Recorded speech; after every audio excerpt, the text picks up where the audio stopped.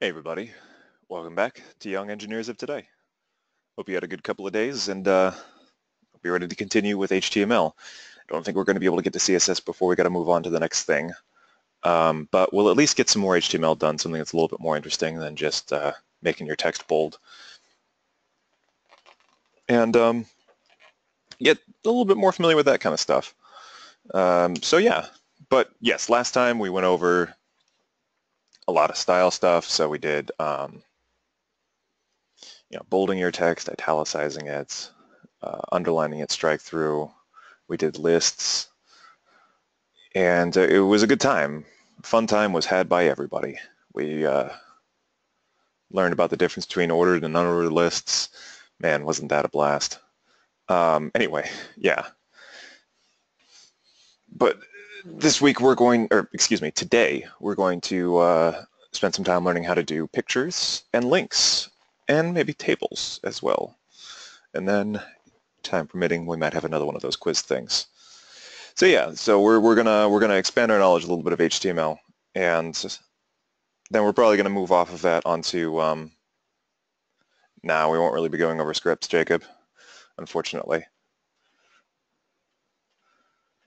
That would be pretty cool though. But that's a little bit out of the purview of this. Yeah, this is just super introductory stuff because scripting also is going to involve JavaScript generally, and that's a little bit beyond the scope of what we're looking to do. JavaScript, though, is a very handy language to learn, especially if you want to do something like a little bit more with your websites. So if this seems interesting to you, I would definitely encourage learning more about HTML, CSS, and spending some time getting to know JavaScript, because there's a lot you can do with those things. But yeah, at any rate, lesson 2, linking in pictures. That's my fanfare trumpet. So basically we're going to go over how to hot link pictures, how to add links to other web pages, and just some additional style stuff. Well, again, time permitting.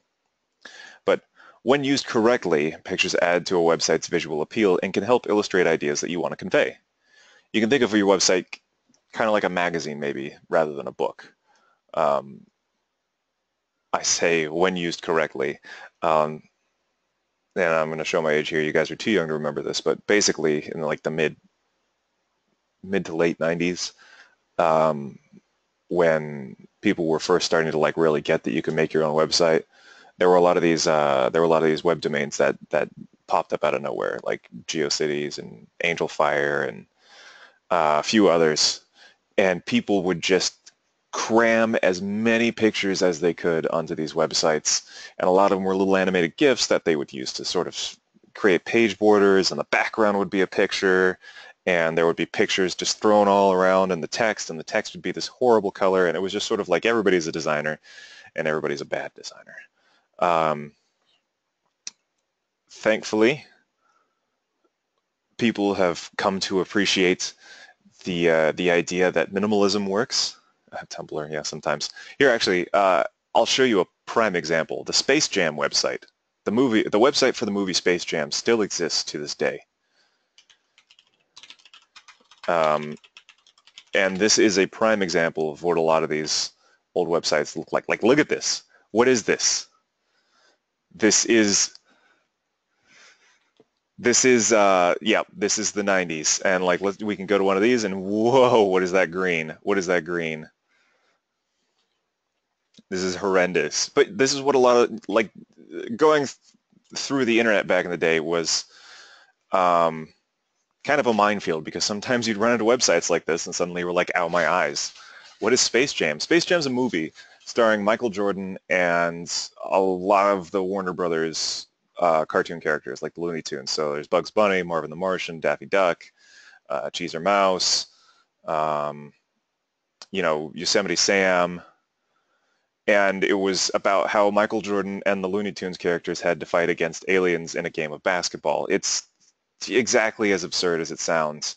But, you can check it out sometime. But yeah, the super green, and you've got like this lovely starry background and all of these links. If you want to get a Space Jam poster, you're more than welcome to to purchase one of those. Frames were a big thing back in the mid 90s, mid to late 90s, where, because there wasn't a lot of space on a computer screen, they had a separate frame which would load up that would still allow you to navigate the page as a whole, navigate the site as a whole from one page. This is an example of a bad website, though. This is pictures not being used correctly. However, when pictures are used correctly, things look very nice. Like, this is actually an updated Warner Brothers shop. They've since very much updated their shop. Go away. Go away. Go away. Okay. Still not that well designed because of the fact that you can't actually exit out of this. But you can see in the background the difference in style between this and this. So yes, when pictures are used correctly, they can help add to a website's visual appeal. When they're not used correctly, they will detract from it insanely. Now, pictures linked with image tags can help break up large blocks of text that you may have or complement the writing to greater effect. So they can be used to provide a visual aid to the writing. They can take huge paragraphs of text and sort of, give the reader a break and things like that. So you can do a lot with pictures. They're a visual tool for a website like anything else.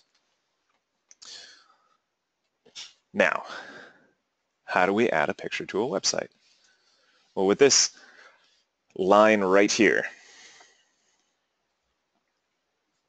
notice how it is an unpaired tag, and then don't worry about it. I'll walk through everything that goes into this, so you don't have to just start typing this stuff up immediately anyway. We'll walk through the entire process of adding a picture to your website or your web page in a minute here. But this is, as an overview, this is what it looks like.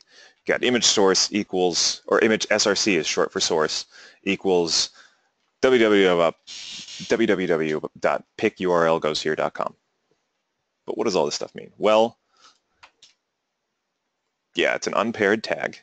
So there's no closing tag. As soon as you type that closing angled bracket, the tag is completed. This first part tells you that it is an image. Now, most HTML tags are entirely lowercase. This is no exception, so IMG, all lowercase.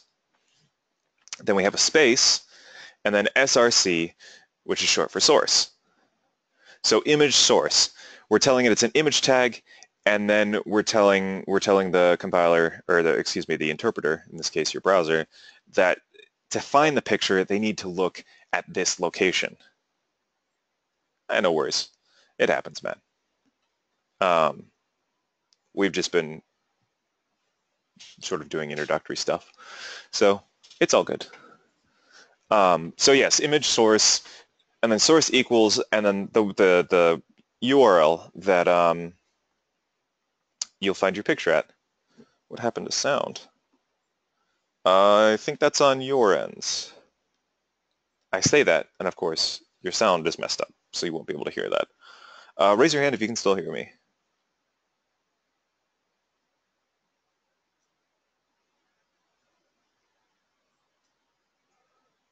Okay.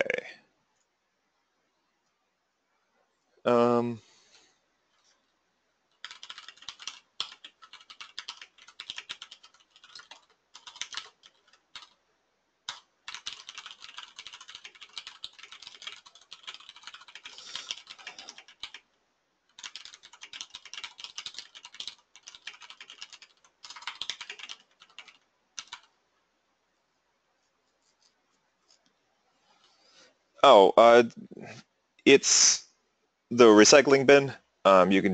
Usually it should be on the desktop. If it's not, you can do a search for it in the search bar, and you'll be able to find it. But don't sweat it. We're actually going to be doing like a new HTML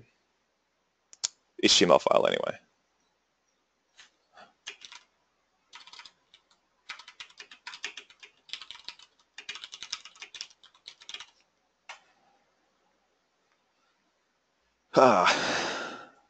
So yeah. How many of you have programmed? Show of hands.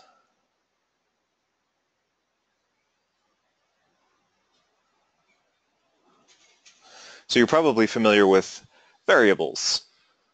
stuff like that. You know that like you can use variables in programming, and you have to assign values to those variables in order for variables to be useful. In fact, pretty much all of you have done some form of programming before. Well, about half of you. About half of you have done some form of programming before.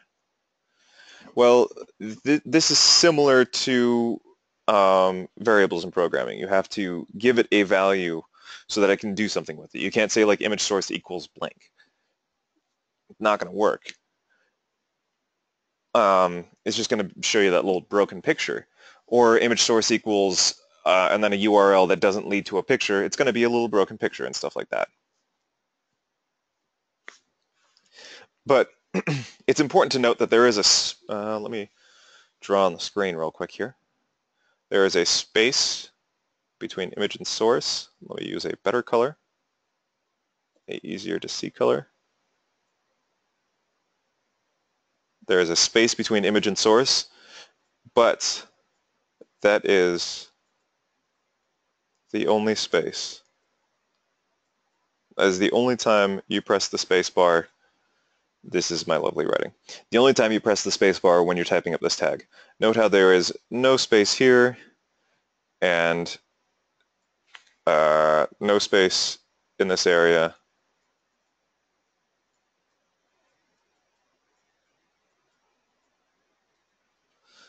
There's just the one right here. There's no space next to these equal signs or in the URL or nothing. So just keep that in mind. If your image tag starts to like, if it isn't being interpreted correctly, make sure that you know there isn't any space on either side of the equal sign. There's just one between image and source, and that's it.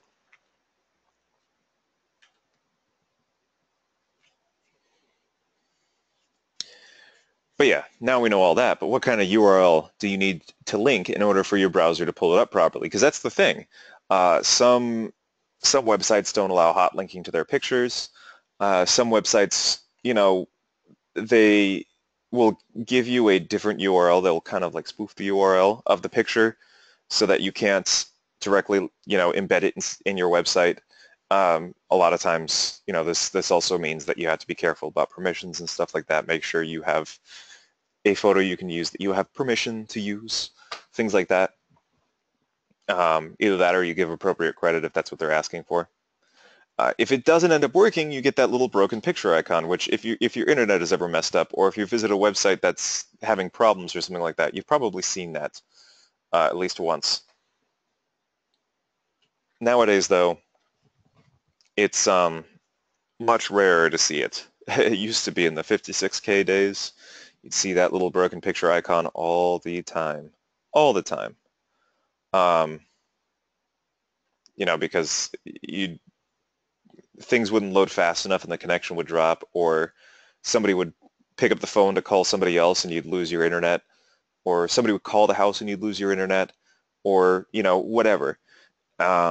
Sometimes it would be too much for the computer's memory at the time, and so you just get a bunch of broken picture icons. Nowadays, you don't really run into that as much, but it used to be the case.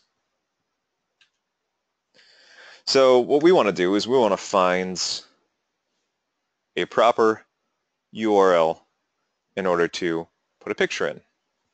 So that's what we're going to do. We're going to use Google for it. Google is the easiest way to get images for simple web pages and to do the thing that we need to do in order to get used to pulling a picture up and putting it on a website. Now, before we continue with this, I want to reiterate these points. Image rights are very important. Do not take an image copyrighted by someone else, especially if your site is for profit. Best case scenario, you'll get an email from that person being like, hey, you know, please take down my picture. Worst case scenario, you will get a very not nice letter from a lawyer if it's for profit. If it's not for profit, generally you'll just get an email, hey, take down my picture. But if you are running a website for a business or something like that, or you're even making money off of manipulating the picture in some form or another, make sure you are very aware of image rights. Some sites disallow hot linking, so that means providing their direct URL for an image to load on another page. Sometimes they, if you try and provide the URL for the image itself, it'll say like, sorry, you can't hot link if you try and click on it. What they want you to do instead is they want you to link to the page where you found the image. So the person will be taken to that page so that they can view the image from their website. Obviously, this doesn't really help you if you just want to show an image on your website. So if you have a picture that you really want to use, but it's hosted on a website that disallows hot linking, maybe see if you can't find like a couple different versions of the picture or a couple different sources for the picture, just so you have a couple of backups that you can at least link to it on your website. If there's no way around it, you can say, hey, you can find the image that I'm talking about here and then link to their website so that they can view the image on their website. So whoever's visiting your website can view the image on their website. If you're ever sure, yeah, you're allowed to use Google Images. That's the thing. Google Images pulls up all kinds of images. You just got to be careful about what you use in Google Images, because sometimes it'll pull up copyrighted stuff. Sometimes it'll pull up stuff that doesn't allow hot linking.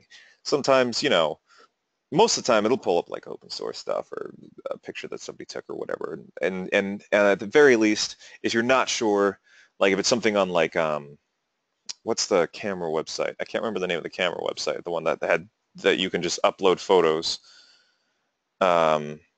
Not Instagram, not Imager. This is professional photos and stuff like that. Yeah, you got it, Jacob.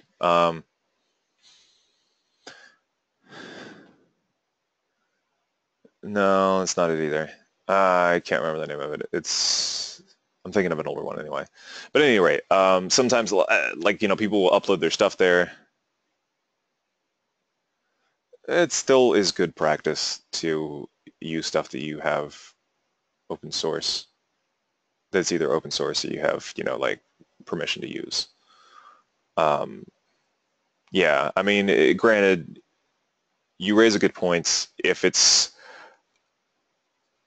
a website on your computer that is, you know, has very restricted access, like invite-only access, chances are you and, you know, maybe a small number of people are going to be viewing that website.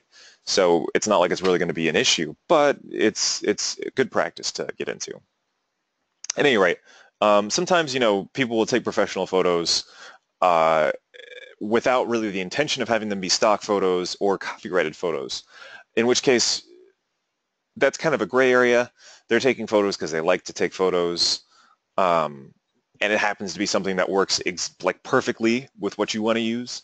A lot of times it's good practice to just email them and be like, hey, look, I'm using this for my website. Is it okay if I use your picture?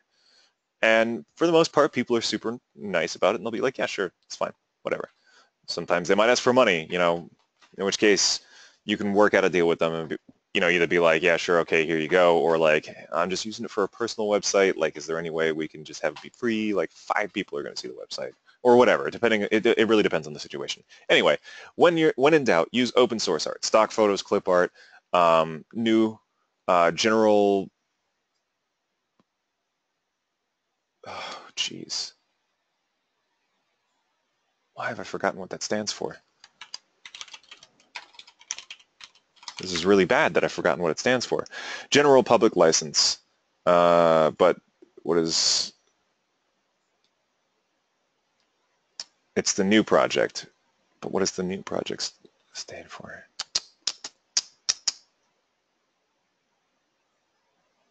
I swear new stood for something.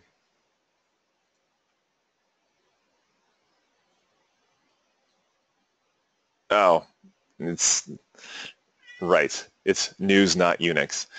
It's a, yep. I was thinking of general purpose license at first. I forgot that new was news, not Unix. Anyway, new license stuff is okay to use as well, because that's a lot of times that's a general purpose license, which just means like, hey, you can use it, just don't try and make money off of it. That sort of thing. Don't try and copyright it. Now, with that on the way, we're going to figure out we're going to find an image. So I'm going to search for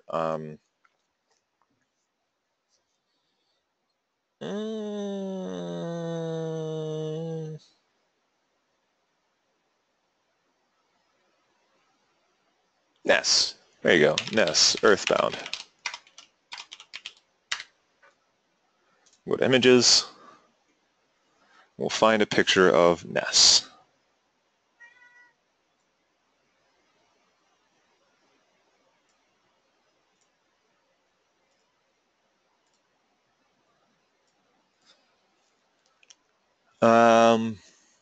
We could do Secret Mana or something, whatever. Trying to find a nice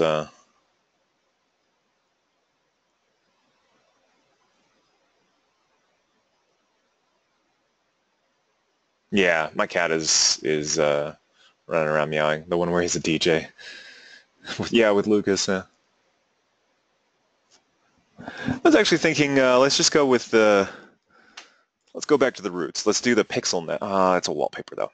That's another thing. You want to pay attention to the size of this kind of stuff. So, as you can see here, 1024 by 768. It's 1024 pixels by 768 pixels. That's a monitor resolution. That's going to be super big. Harambe Forever. Oh, geez, I know what that one is. Harambe. Oh, Lord.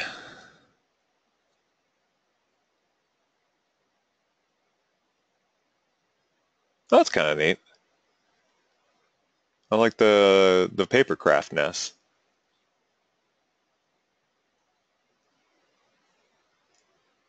Okay, here we go. A 400 by 400 image. This is just a nice size.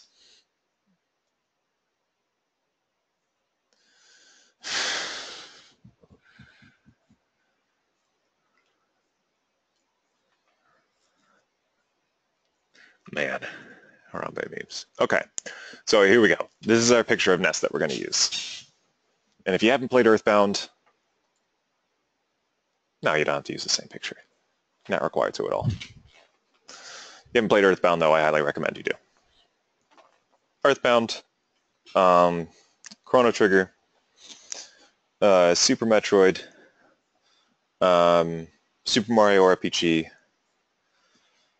Terranigma. There are a few others I know I'm forgetting. Obviously, Link to the Past. Right now, I'm just naming Super Nintendo games that I recommend you give a try. Mega Man X.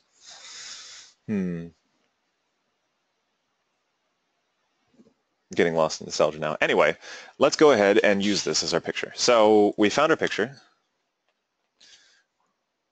As you can see, we clicked on the View Image.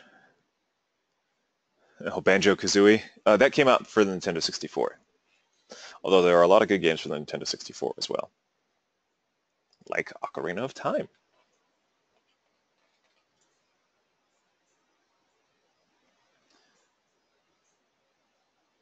And yeah, this is a good point. Google does remind you, hey, images may be subject to copyright. So if you're not sure, this is just a random pixel art site using a Nintendo character. So it's somebody else's art of Nintendo art. They're not really going to have a leg to stand on if they're going to be like, hey, I want to send you a cease and desist letter. So it's not really something we have to worry about too much. But it's just something you want to keep in mind. Anyway, pay attention to the resolution and whether or not it might be copyrighted. A lot of times there will be a watermark or something like that too if it is copyrighted. So once your picture has loaded, we're going to use that URL in a moment. What I'm going to do is I'm going to create a new HTML file. And this is just so we have a blank slate to start from. So I'm going to go ahead and, do the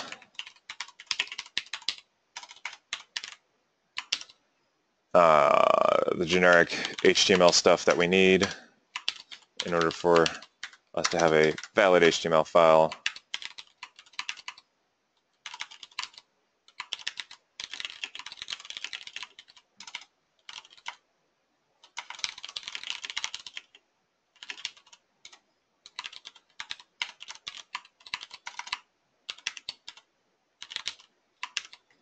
And again, you don't have to do this, but again, this is what I'm doing.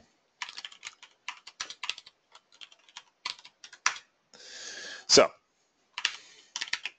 remember, image src equals quotes closing bracket. This is our image tag. I'm going to take this, I'm going to copy it, I'm going to paste it in between the quotes. So now I have image source http://pic.codius.net/static/media/userpic/pic_ blah blah blah blah blah. Oh yeah, there you go. That's a classic right there. E.T. in the Atari, the game that almost killed the video games industry. So I'm going to save this. Remember to save it as an HTML file. I'm going to call it imagesPage.html. Hit save. So now,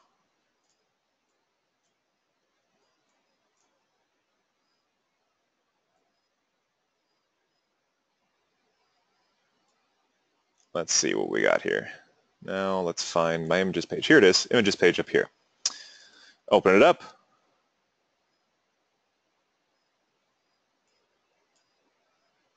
Huh, hey, look at that. Now, there's not much else here, so it looks identical to the other page. Let's spend a little bit of time making it our own. I'm going to open up the HTML file again. I'm going to be like, hey guys, here's a picture of Ness. He's a cool dude who uses psychic powers and, well, it's baseball bats to defeat an evil. I hope I spell evil correctly. I was I was thinking of Alien at the same time. It was all bad. So we'll save it. And now we know that this is definitely my page. And here's the picture of Ness. Hey guys, here's a picture of Ness. He's a cool dude who uses psychic powers and baseball bats to defeat an evil alien. Yeah, I guess technically he kind of is. Gygus. Although technically he doesn't use baseball bats to defeat Gygus. But we won't go over that. We won't talk about that. I don't want to ruin the surprise.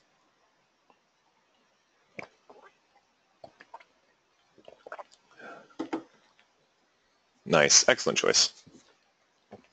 I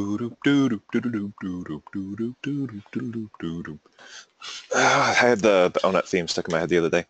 Anyway, it is important to note, too, that you can use images on your own computer. Just use the location of your own image between the quotes instead of a web URL. Thank you.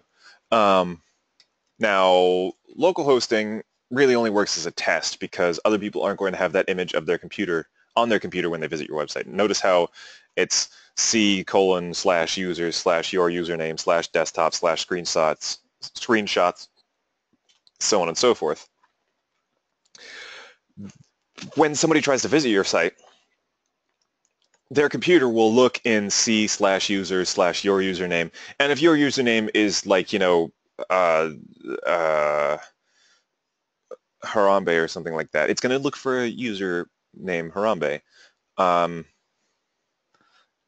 it's not going to find one if they don't have one on there. And it's going to look in the desktop on that username, and it's going to look in the screenshots on that username, and it's going to look for that particular picture, which is not going to exist on their computer, chances are. I mean, the odds of that happening are just like astronomically low. Close enough. So, you know, it really only works for testing because then you're just going to get the broken picture thing. So you'd have to make sure you'd have to upload the image to your web host in order for everyone to be able to see it. So now, you know, we've done something else. But there is something that we're missing. Something that helps make a website more interesting. They're links. Because, as you know, the versatility of websites comes from its ability to organize information into discrete, also known as separate. Discrete is a fancy name for separate. Discrete, that's R-E-E-T instead of R-E-T-E, is secretive or quiet, or you know, like hard to notice. But discrete with an E-T-E is separate. But yeah, the internet would be a whole lot more boring and difficult to read if it was all contained in one long page. Can you imagine? Like if the entire internet was just one page and you just had to scroll to the part that you wanted. That would be way too much. Way too much.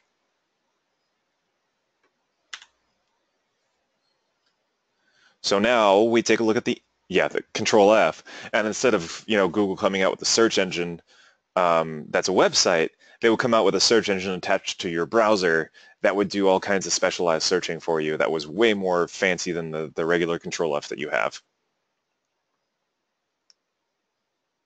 This is the link tag. Notice that it is a paired tag and as such is incomplete without the closing A. So it is a paired tag. You have to make sure that you have that closing A.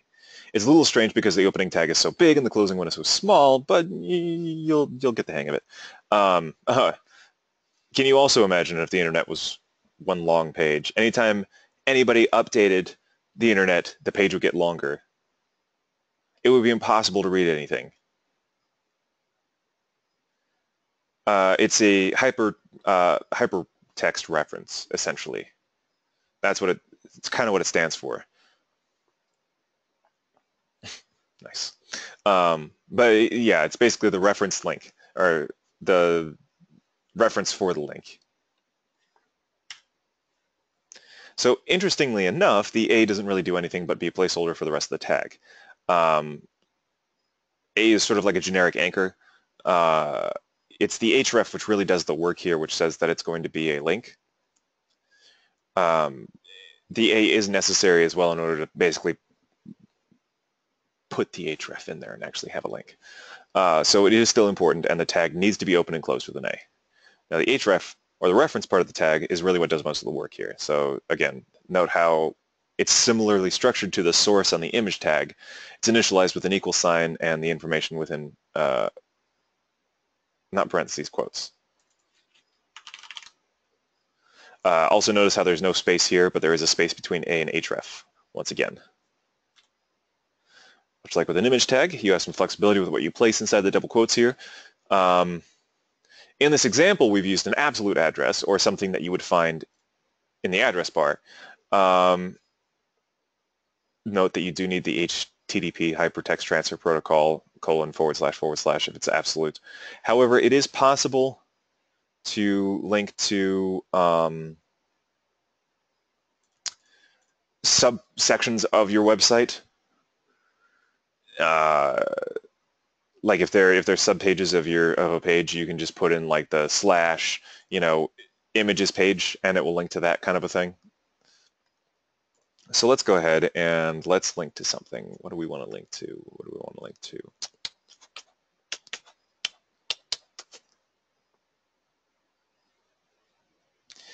Let me find something real quick.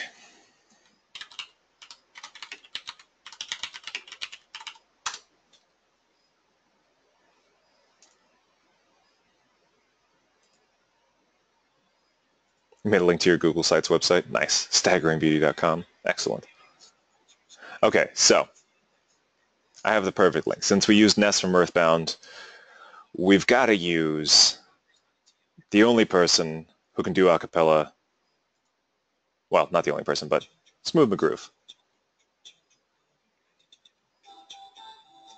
So there you go. So that's what I'm going to include a link to on my website. It's just so pleasant.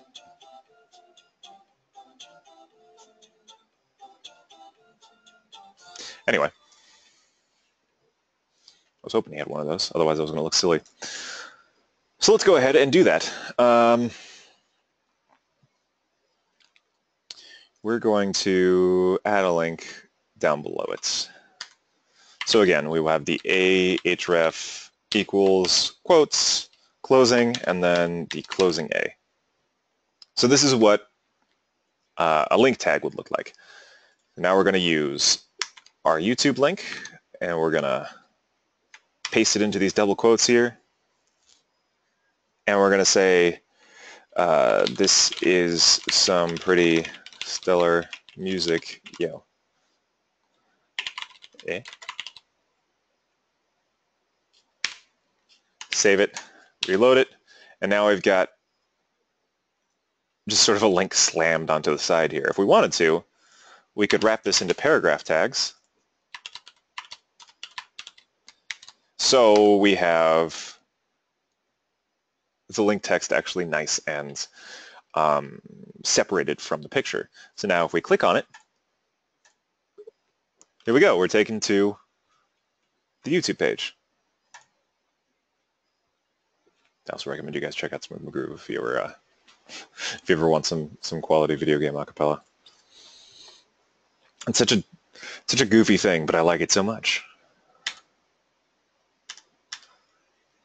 So this is how it gets translated. So here's a link. There's the link. Bam. Pretty simple. Links aren't so bad, right? They're pretty easy. Now, I'm sorry, everybody. The link tag is very versatile, like much of HTML, and you have the ability to link to several different things besides absolute addresses. So we'll take a look at a couple of those next. Look at all those different links. That's the worst pun ever.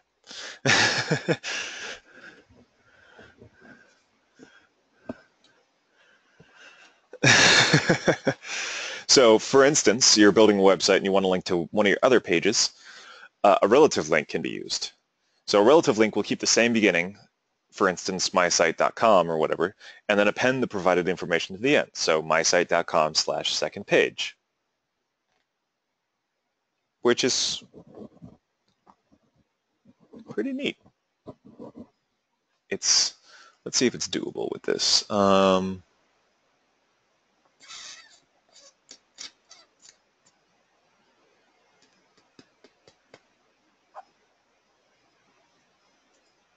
I don't think it is, unfortunately.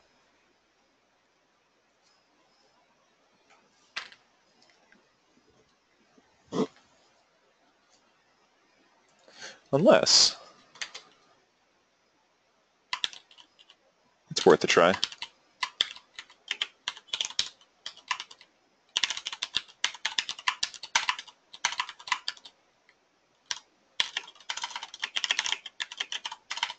Oh, it does. Okay, you just tested it.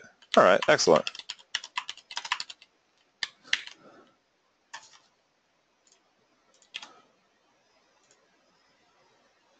Yep, it totally does work. So what I did here is I added the reference of index.html, which is also on my desktop. Here it is, right here. Boom. And I just said, hey, go to my other page. So now if I go back, hey, go to my other page. Hey, look, here's our web page from earlier this week and last week. Done and done. We can also do a mail to link, because sometimes you want to include your email address on there. Sometimes, you know. But notice how it's a little bit different. For the most part, it's structured the same, but there's a slight difference. The email address has mail to and a colon in front of it, which tells the browser that this is going to be a mailing address as opposed to a website address. Notice the key term mail to within the double quotes. What this actually does is it will launch the user's default mail program, Outlook or Mail for Mac or whatever, and automatically create a new email with your address in the to field. So it will just open up a mail client, open up a new email, and automatically populate the to field with your email address, the one that you place in here, so that you can have people email you. Again, the good thing in the future, you know, if you have a professional website set up or something like that, and you have a company email address, you can put in a mail to link and have, you know, people email you with one click. But as you probably noticed while surfing the internet, that many times links aren't actually text, but rather pictures, or a combination of the two. You know, a picture with some text next to it, and if you click on either the picture or the text, you get you follow the link. But that's pretty easy to do as well. It looks complicated, but it's not. all you have to do is surround an image tag with a link tag. So if it's done correctly, you will be able to click on the image on your web page and have it take you to whatever link you've designated. So if we wanted to, let's go ahead and take a look at this. We'll say href equals quotes, and then image src equals quotes.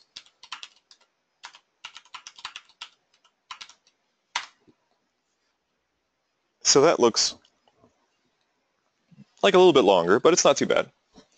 So let's just combine these two. So ahref, boom, oh, whoops, nope, actually, image source, boom, and then ahref, boom. So now we've got our nest picture that will link to the Smooth McGroove YouTube video. If I hit save and reload, we're going to have a second picture here. Oops. There's a second picture, and notice how when I mouse over it, I get the link cursor, click, and now we're taken to the YouTube page. Boom. So you can combine links and pictures to create picture links. Finally, for today, we've got tables. Tables are another inherent feature of HTML. Tables are really good at organizing data into, something effective and readable, but, you've already used tables before, so you already knew that. So how do tables work? Now, tables are kind of like lists on steroids. Tables are declared with the tag pair, and they're organized a lot like how lists are, but they've also got table rows and table data. So that HTML on the right created this table over here on the left. It's a lot of stuff, but, yeah.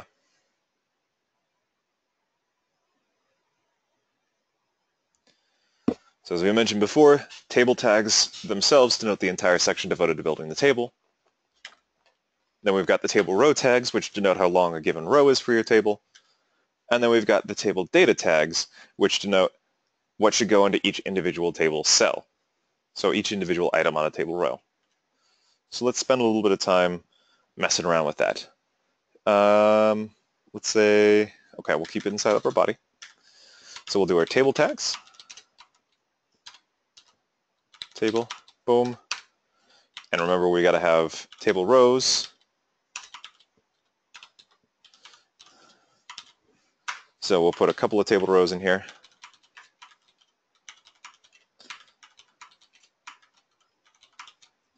And then we're going to have table data.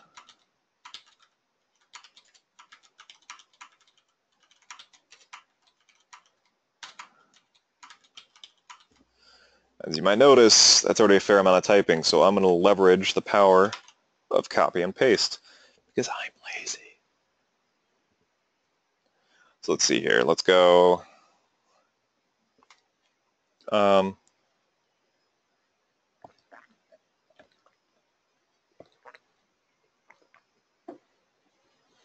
Let's go.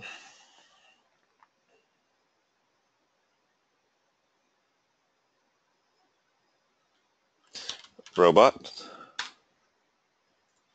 faction, and then good guy. So let's see here. Optimus Prime, Autobots, yes, and Megatron, Decepticons, no, decidedly no. Although, they do the whole thing where, like, Megatron's just a guy who wants to help out his robot friends, blah, blah, blah. Anyway, so that's what the HTML looks like for it. This is our table. We should have a 3-row table and 3-row, 3-column table.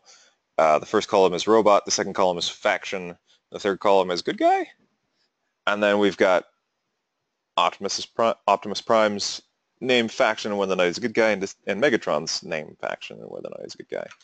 Let's reload this. And here it is down here.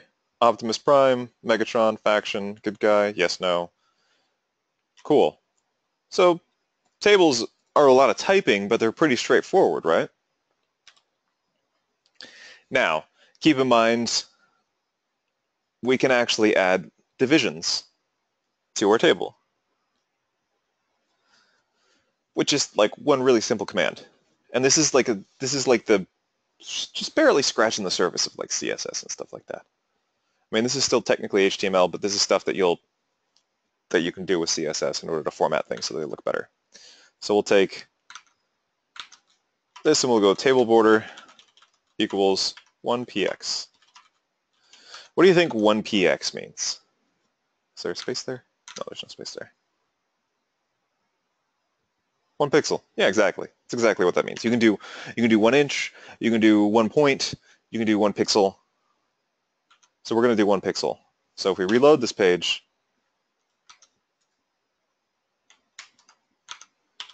if we reload, that seemed to work. Oh, within the opening table tag, because I'm a dorp. Cut, paste, save, bam. Now we reload. Hey, there it is. Boom. You just got to make sure that the table border is within the table declaration tag. And there, now our table looks much nicer and easier to read. Hooray!